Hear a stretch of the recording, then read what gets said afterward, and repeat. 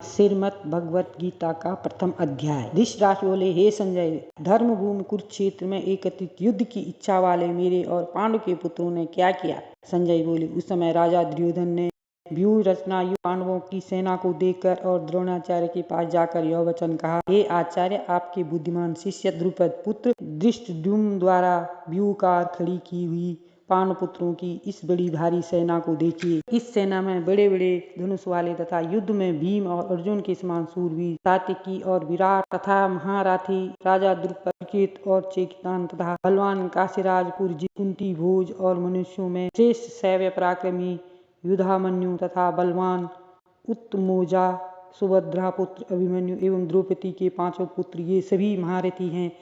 ये ब्राह्मण क्षेत्र अपने पक्ष में जो प्रधान है उसको आप समझ लीजिए। आपकी जानकारी के लिए मेरी सेना की जो सेनापति है उसको बतलाता हूँ।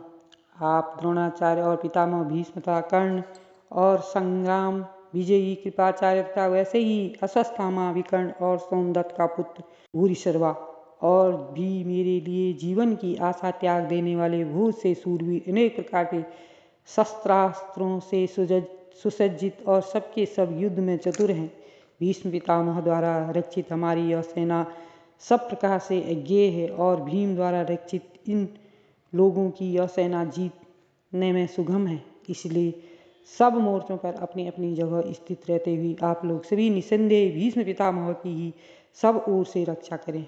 कौरवों में वृद्ध बड़े प्रतापी पितामह भीष्म ने उस दुर्योधन के हृदय में हर्ष उत्पन्न करते हुए उच्च स्वर से सिंह की दहाड़ के समान गरज कर शंख बजाया। उसके पश्चात शंख और नगाड़े तथा ढोल, मृदंग और नरसिंधे आदि बाजे एक साथ ही बज उठे। उनका यह शब्द बड़ा भयंकर हुआ। इसके अनंतर सफेद घोड़ों से युक्त उत्तम रथ में बैठे हुए श्री कृष्ण महाराज और अर्जुन ने भी अलौकिक शंख बजाए। श्री कृष्ण महाराज ने पांजन्य नामक अर्जुन से, देवदत्त नामक और भयानक कर्म वाले भीमसेन ने पौंड्रुक नामक महाशंख बजाया। कुंती पुत्र तथा युधिष्ठिर ने अनंत विजय नामक और नकुल तथा सहदेव ने सुघोष और मणिपुष्प नामक शंख बजाए।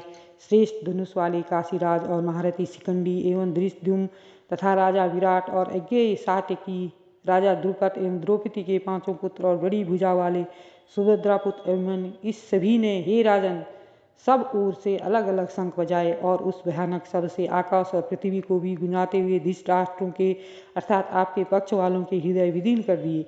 हे राजन, उसके बाद कपिध्वज अर्जुन ने मूर्छा बांधकर डटे हुए धृतराष्ट्र अभिमन्यु को देखकर उस शस्त्र चलने की तैयारी के समय धनुष उठाकर ऋषिकेश श्री कृष्ण महाराज से यह वचन कहा, हे अच्युत, मेरे रथ को दोनों सेनाओं के बीच में खड़ा कीजिए और जब तक कि मैं युद्ध क्षेत्र में डटे हुए युद्ध के अभिलाषी इन विपक्षी योद्धाओं को भली प्रकार देख लूं कि इस युद्ध व्यापार में मुझे किन किन के साथ युद्ध करना योग्य है, अब तक उसे खड़ा रखिए। दुर्योधन युद्ध में हित चाहने वाले जो ये राजा लोग इस सेना में आए हैं, उस युद्ध करने वालों को मैं देखूंगा।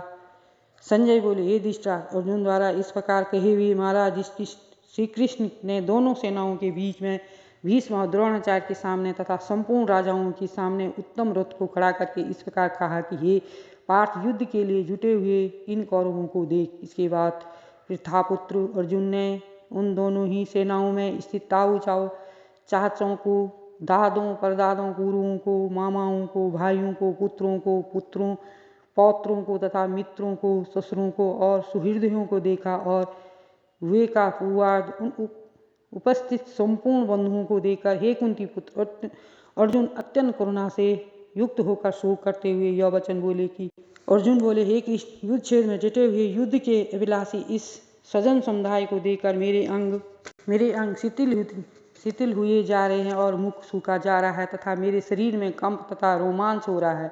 वे का उत्तरार्ध और हाथ में गांडी धनुष गिर रहा है और त्वचा भी बहुत जल रही है तथा मेरा मन भ्रमित सा हो रहा है, इसलिए मैं खड़ा रहने को भी समर्थ नहीं हूँ। हे केशव, मैं लक्षणों को भी विपरीत ही देख रहा हूँ तथा युद्ध में स्वजन समुदाय को मारकर कल्याण भी नहीं देखा। हे कृष्ण, मैं न तो विजय चाहता हूँ और न राज्य तथा सुखों को ही। हे गोविंद, हमें ऐसे राज्य से क्या प्रयोजन है अथवा ऐसे भोगों से और जीवन से भी क्या लोग हमें, जिनके लिए राज्य भोग और सुखादि अविष्ट है वे ही सब धन और जीवन की आशा को त्याग कर युद्ध में खड़े हैं। गुरुजन, ताऊ, चाचे, लड़के और इसी प्रकार दादे, मामे, ससुर, पौत्र, साले तथा और भी संबंधी लोग हैं। हे मधुसूदन, मुझे मारने पर भी अथवा तीनों लोगों के राज्यों के लिए भी मैं इन सबको मारना नहीं चाहता। फिर पृथ्वी के लिए तो कहना ही क्या है। हे जनार्दन, धृतराष्ट्र के पुत्रों को मारकर हमें क्या प्रसन्नता होगी?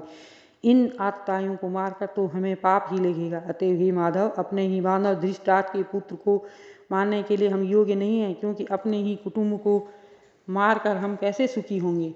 हुए ये लोग कुल के नाश से उत्पन्न दोष और मित्रों से विरोध करने में पाप को नहीं देखते, तो भी ये जनार्दन, कुल के नाश से उत्पन्न दोष को जानने वाले हम लोगों को इस पाप से हटने के लिए क्यों नहीं विचार करना चाहिए। कुल के नाश से सनातन कुल नष्ट, धर्म नष्ट हो जाते हैं। धर्म के नाश हो जाने पर संपूर्ण कुल ही पाप में बहुत फैल जाता है। ये कृष्ण, पाप के अधिक बढ़ जाने से कुल की स्त्रियां अत्यंत दूषित हो जाती हैं, और हे वासने, स्त्रियों के दूषित हो जाने पर वर्णशंकर उत्पन्न होता है। वर्णशंकर कुल घातियों और कुल को नरक में ले जाने के लिए ही होता है। लुप्त हुई पिंड और जल की क्रिया वाले अर्थात श्राद्ध और तर्पण से वंचित इसके पितर लोग भी अधोगति को प्राप्त होते हैं। इन वर्णशंकर कारक दोषों से कुल घातियों के सनातन कुल धर्म और जाति धर्म नष्ट हो जाते हैं। हे जनार्दन, जिनका कुल धर्म नष्ट हो जाता है, ऐसे मनुष्य का अनिश्चित काल तक नरक में वास होता है, ऐसा हम सुनते आए हैं। हाँ शोक, हम लोग बुद्धिमान होकर भी महान ताप करने को तैयार हो गए, जो राजा और सुख के लोभ से स्वजनों के मारने के लिए उद्यत हो गए हैं। मुझे उस शस्त्र रहित एवं सामना न करने वाले को शस्त्र हाथ में लिए हुए धृतराष्ट्र के पुत्र रण में मार डाले तो यह मारना भी मेरे लिए अधिक कल्याणकारक होता है। तीन मन वाले अर्जुन इस प्रकार कहकर वाण सहित धनुष को त्याग कर रथ के पिछले भाग में बैठ गई। प्रथम अध्याय पढ़ने से हमारे सारे दुख कष्ट दूर हो जाते हैं।